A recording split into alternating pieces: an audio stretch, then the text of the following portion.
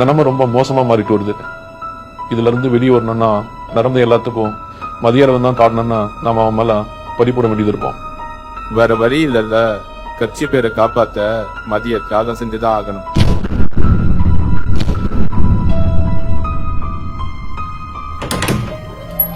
என்ன தீவிர டிஸ்கஷன்?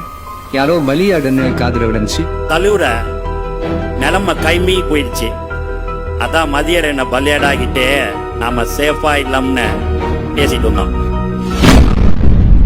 எப்படி மதியனுக்கு மேல பலிய?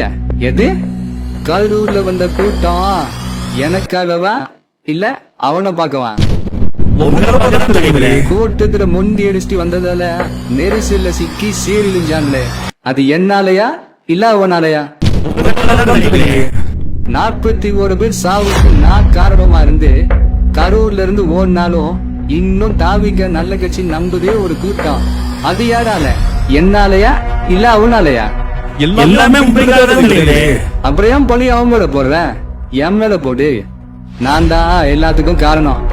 நான் ஆரம்பிச்சு வச்சத நானே முடிக்கிறேன். இதெல்லாம் பார்த்து பயந்து வர்றதுக்கு நான் அல்லு இல்ல. நான் வர தண்ணியா. ஏய் மடி இந்திய தலைவர் வந்திருக்காரு. ஓ கனவா? முடிவு என்ன பண்ணான்னு யோசிச்சிருக்கீங்க? தலைவரே, சம்பவம் ரொம்ப பெருசா போயிட்டு இருக்கு. தப்பிக்க ஒரே வழி மதி மேல பலிய போடுறதுதான். சரி ஓகே, அப்படியே பண்ணிடுங்க. இதை தாண்டி எந்த பிரச்சனை வந்தா இதோ இந்த பொசியானத போட்டுக்கிறேன். நேரமாச்சு, நான் பணியிரும் கிளம்புறேன். டிவிகே உறுப்பினர்களுக்கு ஆலோசனை வழங்குவது உயர் இரத்த அழுத்தம் மற்றும் நேர விரயத்தை ஏற்படுத்தும்.